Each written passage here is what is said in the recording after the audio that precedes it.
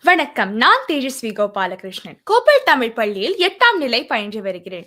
எனது கட்டுரையின் தலைப்பு வாழ்வின் வெற்றிக்கு வழிகாட்டும் வள்ளுவம். இறைவன் மனிதனுக்கு சொன்னது கீதை. மனிதன் இறைவனுக்கு சொன்னது திருவாசகம். மனிதன் மனிதனுக்கே சொன்னது திருக்குறள்.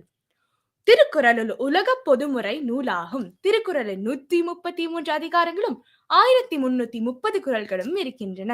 திருக்குறளை 3 பால்களாக பிரித்துள்ளனர். அறத்துப்பால், பொருட்பால், காமத்துப்பால். திருக்குறளை இயற்றியவர் திருவள்ளுவர். வாழ்வின் வெற்றிக்கு வழிகாட்டும் வள்ளுவம்.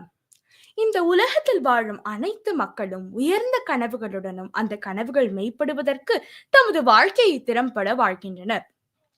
அவ்வாறு வாழ்க்கையில் வெற்றி பெறுவதற்கு காலமறிதல், இடனறிதல், வழியறிதல், சிறந்த திட்டமிடுதல் மற்றும் சரியான இலக்கை தேர்ந்தெடுத்தல் முதலியவை வாழ்க்கையின் வெற்றிக்கு இன்றியமையாததாகும்.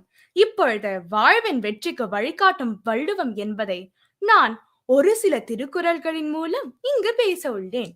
வாழ்வின் வெற்றி, தன்னம்பிக்கை, விடாமுயற்சி, பணியில் ஒழுக்கம் ஆகியவை வாழ்க்கையின் வெற்றிக்கு வழிவகுக்கும். ஆனால் ஒரு செயலில் வெற்றி பெற வேண்டுமானால் சமுதாயத்தின் நல்ல பெயரை பெறுவது, சான்றோர்களால் பாராட்டப்படுவது, அறவழியில் செல்வது மற்றும் பிறர் துன்பத்தை தம் துன்பம் போல் கருதி உதவுவதுதான் வாழ்க்கையின் வெற்றி என வள்ளுவர் கூறுகிறார். உள்ளுவதெல்லாம் உயர்வுள்ளல். ஒரு மாந்தர் தமது வாழ்க்கையில் வெற்றி பெற வேண்டுமானால் முதலில் உயர்ந்த கனவுகளுடன் உயர்ந்த எண்ணங்களும் உடையவனாக இருக்க வேண்டும். இதனை வள்ளுவர் உள்ளுவதெல்லாம் உயர்வுள்ளல், மற்றது தள்ளினும் தள்ளாமை நீர்த்து என்ற குறளின் மூலம் கூறுகிறார். சரியான இலக்கை தேர்ந்தெடுத்தல். ஒரு லட்சியத்தின் இலக்கு யாது என்பது ஆராய்ந்து அறிந்து முறைப்படி அடைய வழிவகை செய்தல் வேண்டும். ஒரு செயலை தொடங்குவதற்கு முன்பு நன்கு ஆராய்ந்து அறிய வேண்டும். ஆனால் அதுவே ஒரு செயலை தொடங்கியதற்கு பின்பு ஆராய்ந்து அறிவது நமக்கு துன்பத்தை தான் தரும். இதனை வள்ளுவர் எண்ணி துணிக கருமம், துணிந்த பின் எண்ணுவம் என்பது இழுக்கு என்ற குறளின் மூலம் கூறுகிறார். மேலும் செய்யக்கூடாத செயலை ஒருவன் செய்தான் அவன் கெடுவான். செய்ய வேண்டிய செயலை செய்யாமல் போனாலும் அவன் கெடுவான். இதனை வள்ளுவர் செய்தக்க அல்ல சேக்கெடும், செய்தக்க செய்யாம யானும் கெடும் என்ற குறளின் மூலம் கூறுகிறார். வெற்றிக்காக திட்டமிடுதல். பொருளும் கருவியும். வெற்றிக்காக திட்டமிடுவதற்கு முதல் படியே சரியான பொருள், அதாவது தேவையான பொருளையும் கருவியையும் திரட்டுவதே. இதனை வள்ளுவர் பொருளில்லார்க்கு இவ்வுலகம் இல்லாகியாங்க என்ற அடியின் மூலம் தெளிவுபடுத்துகிறார். வழியறிதல். ஒரு செயலை செய்யும் பொழுது அந்த செயலின் வலிமையையும், தன்னுடைய வலிமையையும், பகைவரின் வலிமையையும் மற்றும் இருவரிற்கும் துணையாக இருப்பவரின் வலிமையையும் ஆராய்ந்து அறிந்துதான் செயல்பட வேண்டும். இதனை வள்ளுவர் வினைவலியும் தன்வலியும் மாற்றான் வலியும் துணைவலியும் தூக்கிச் செயல் என்ற குறளின் மூலம் கூறுகிறார். காலமறிதல். ஒரு செயலை செய்வதற்கு அரிய காலத்தை தேர்ந்தெடுப்பது மிகவும் அவசியம்.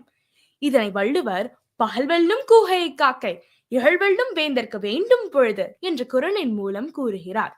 அதாவது ஒரு காக்கை ஆந்தையை விட வலிமை குறைந்ததாக இருந்தாலும் ஆந்தைக்கு பகலில் பார்வை சரியாக தெரியாது. அதனால் காக்கையும் ஆந்தையும் பகலில் சண்டையிட்டால் காக்கை தான் வெல்லும். அது போலவே ஒரு வேந்தர் போரிடுவதற்கு அரிய காலத்தை தேர்ந்தெடுப்பது மிகவும் அவசியம். இடனறிதல். ஒரு செயலை செய்வதற்கு சரியான காலம் மட்டுமல்ல, சரியான இடத்தையும் தேர்ந்தெடுக்க வேண்டும். இதனை வள்ளுவர் எண்ணியார் எண்ணம் இழப்பர், இடனறிந்து துண்ணியார் துணிச்செயின் என்ற குறளின் மூலம் தெளிவுபடுத்துகிறார். வெற்றியின் முழுமை. தன்னம்பிக்கை, விடாமுயற்சி, பணியில் ஒழுக்கம், சிறந்த திட்டமிடுதல், காலமறிதல், இடனறிதல், வழியறிதல் மற்றும் சரியான இலக்கை தேர்ந்தெடுத்தல் ஆகியவை வாழ்க்கையின் வெற்றிக்கு வழிவகுக்கும்.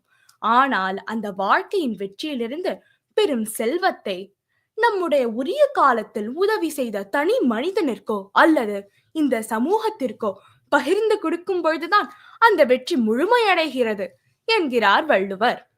திருக்குறள் கூறும் வெற்றி என்பது ஒரு செயலை சரியாக செய்து வெற்றி பெறுவது மட்டுமல்ல. திருக்குறள் கூறும் வெற்றி என்பது அற வாழ்க்கையை வாழ்ந்த அற செயல்களை செய்து வெற்றி பெறுவதே. இறுதியாக அறத்தான் வருவதே இன்பம், மற்றெல்லாம் புறத்து புகழும் இல.